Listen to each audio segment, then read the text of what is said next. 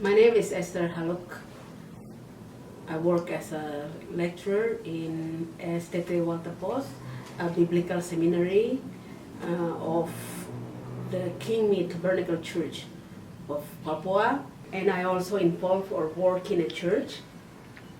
And the last one, I also involve in women movement in West Papua.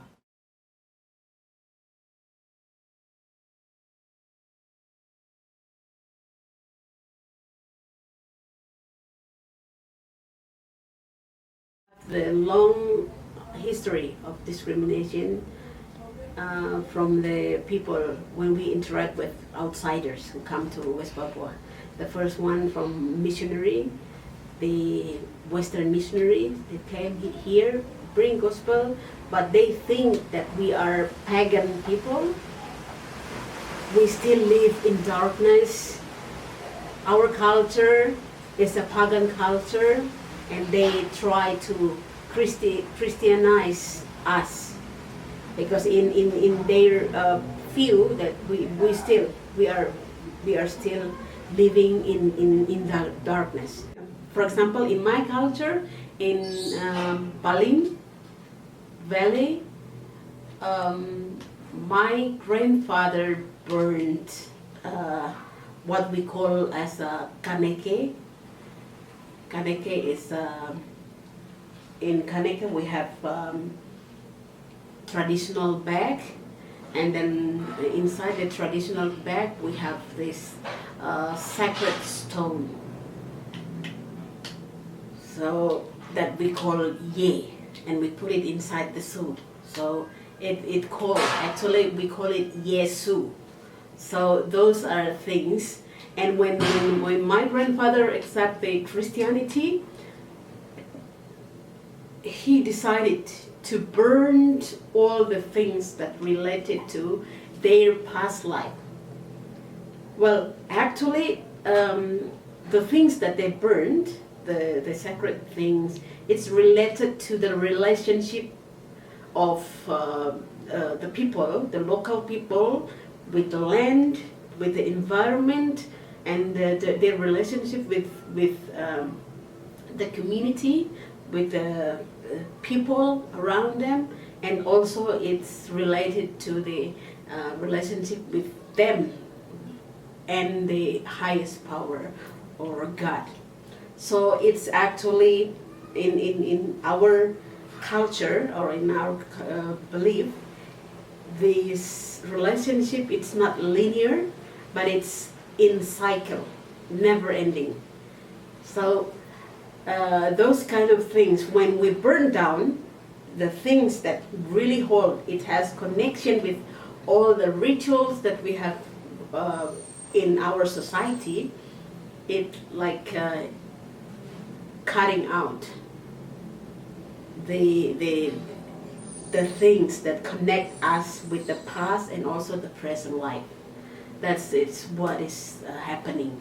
When the Indonesian come to West Papua, they also have the same point of view when they interact with us, that we are backward, stupid, our culture is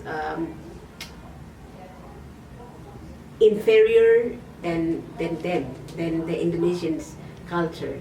That's point of view owned by the people who come to West Papua.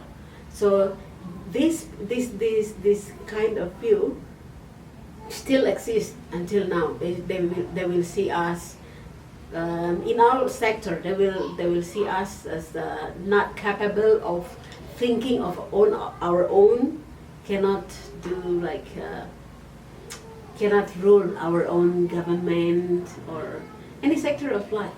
They also alienate us from our own culture.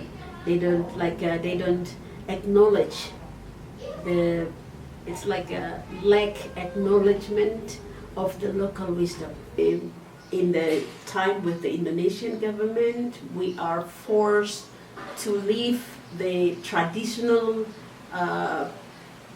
way of living, and the local wisdom that we have possessed is not appreciated. That's why they decide everything. And when the Indonesian came, they changed everything, even the name of a place, a mountain, they name as they like. They do not use the name given by the local people. I come from a tribe, Dani tribe, where we have this very modern actually in agriculture. Our main food is potatoes, cassava and stuff. In our cultural system, like for example in planting potatoes and working together, how we work together, how we harvest, how to fertilize the land, or how we connect with the environment related to the agricultural things.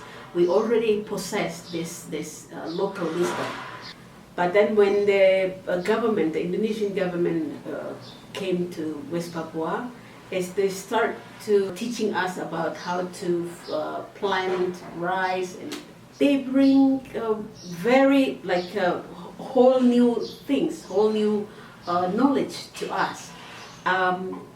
They for example, in how to work together with people, how to organize the working in the field, and those are things that they start teaching us about their way. It's not about learning our ways and how to improve that, but instead they are teaching us about how they plant, how they harvest, how they work together.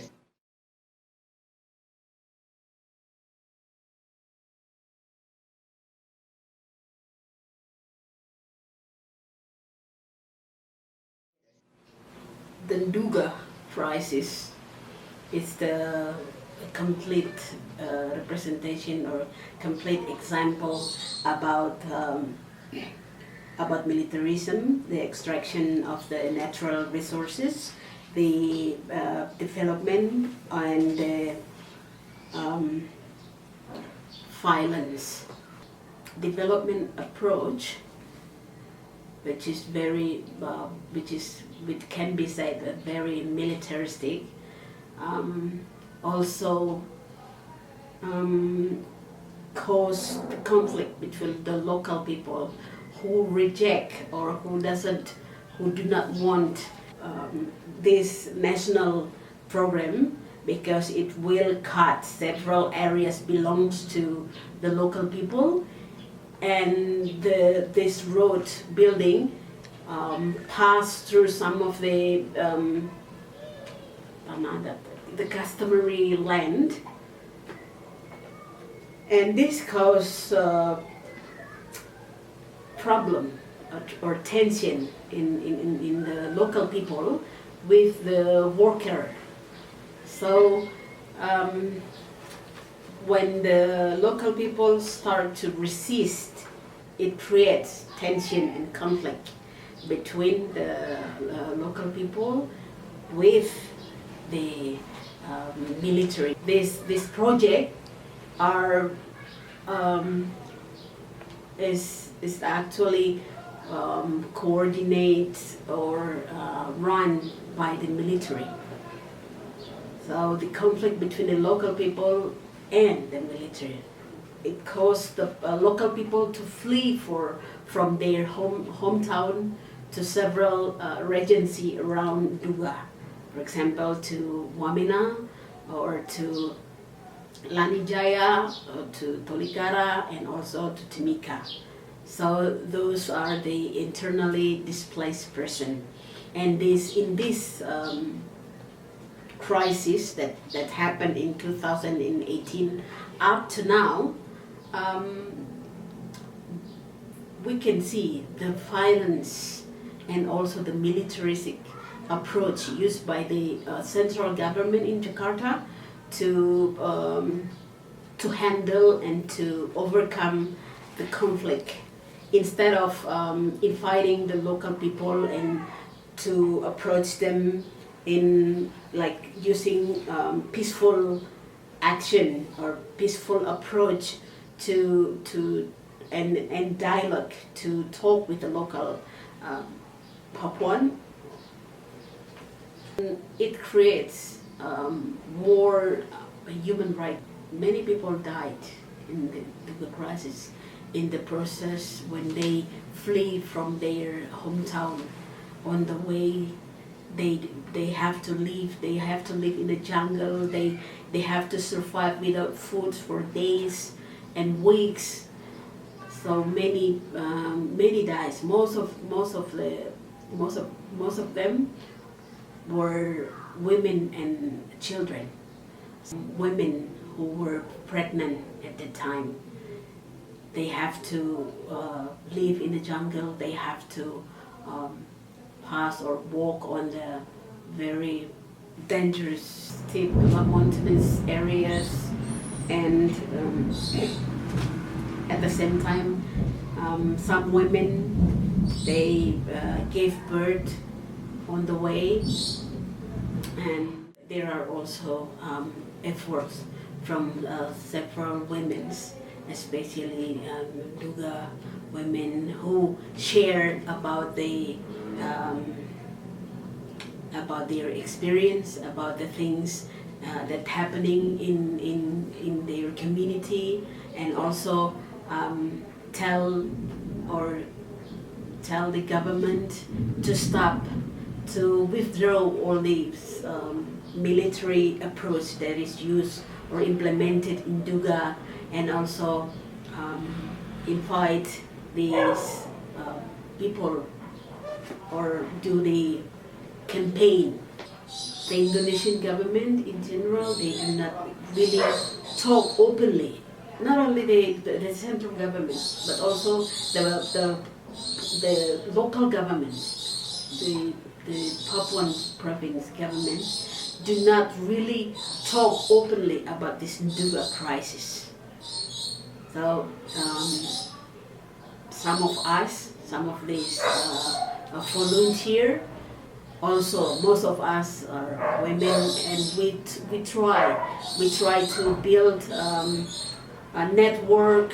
We try to create awareness about the real situation that is happening in Duga. We try to have a coalition to record about all these human rights abuses that is happening in Duga, and share all this data to be known by the outside world. So that's the things that we've done so far.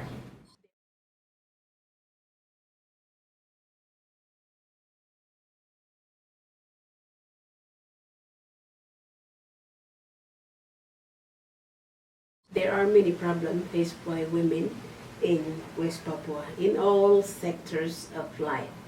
In the political sector, until now, us, when I talk about us, West Papua, we still ask about our status in Indonesia, our political status in Indonesia. Even though there are like campaign about our situation in West Papua that has been legalized in 1969, but as Papuan we still ask about our status, political status. And when we start asking about that, the Indonesian government answer us with the security approach and militarism in West Papua. Even though Indonesia acknowledges themselves as a democratic country, but the fact in West Papua, there's no democracy. We have limited freedom of speech or freedom of expression in West Papua. In the economic sector, actually, the main problem is the wrong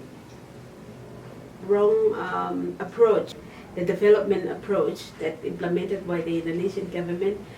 It's not really a suitable or proper approach actually to be implemented, because indigenous people with different value, different customs that need to be recognized, and the approach used has to be approach that really understand the uniqueness of each of these indigenous people, and then it can be used to implement what is to find out what is the best approach that can be used to elevate or to empower the local people or the grassroots.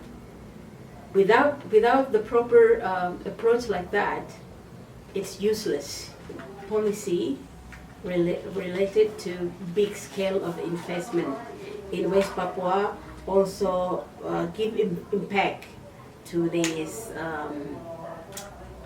land grabbing, illegal logging, and the palm oil plantation that is open in several areas in Papua, which cause the problem with the land, and it has big impact to us as a women, because we still have a very strong connection with our land. When we talk about the social sector, we talk about health system and also educational system. In my opinion, there are two big problems. The first one is the high rates of mortality in West Papua. Not only the high rates of the death among newborn babies and mother, but also the high rates in other diseases. The differences in the health system or health service provided by the government. In a big town or a big city around Papua, it is easy to get or to access the health service, but it is very hard for the West Papuan who lives in rural area to access the health service. And most of West Papua lives in rural areas, not in a big city. It's also happened in educational sector. The system doesn't work. In rural areas, there are schools without teachers.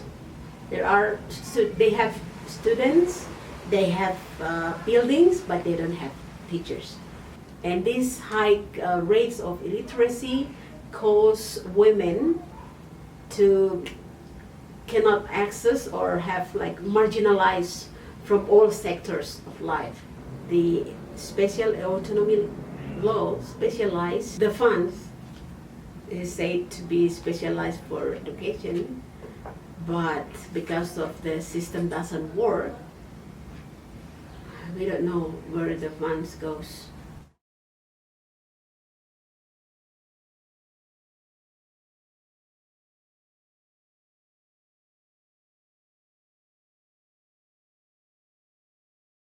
So far, I see three basic problems in a church.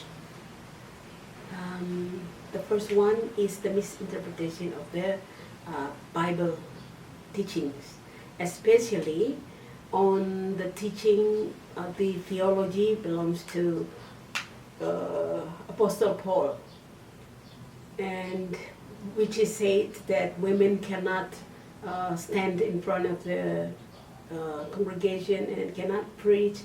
Those are the teaching that misinterpreted so far that caused the gender problem in the church. The second one is the historical background where the American missionary came to West Papua. They have this, because at that time there are problems of gender in their society. Their background also influenced meet the problem also, because here in West Papua we have very strong patriarchal views in our society, so it meets. And then it's this social construction gives more to this patriarchal point of view. And then the last one, the third one, is the domination of men in all aspect of the church services that cause or marginalize women. So there's a lack of involvement of women in church service everywhere.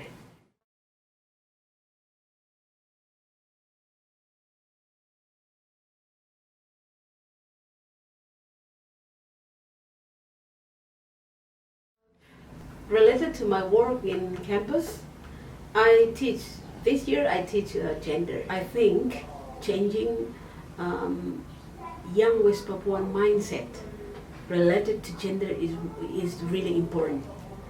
That is why I connect what I do in activism as a women activist. I connect it with my teaching in campus. I see that there are injustice that happen to women in our society, like in cultural injustice, structural injustice. So I bring these young students to see reality about the problem of gender bias that exists in the society. And I want to have them to change the way they look at women, the way they look at the women roles in society, especially related to the theology, the Paul theology, the interpretation.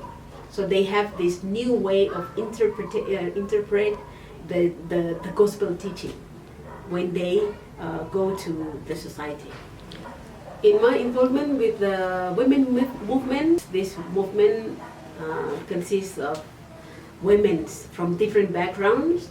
We talk about everything. We talk about education, we talk about environment, we also talk about politics, or in health sector and in education, in different issue.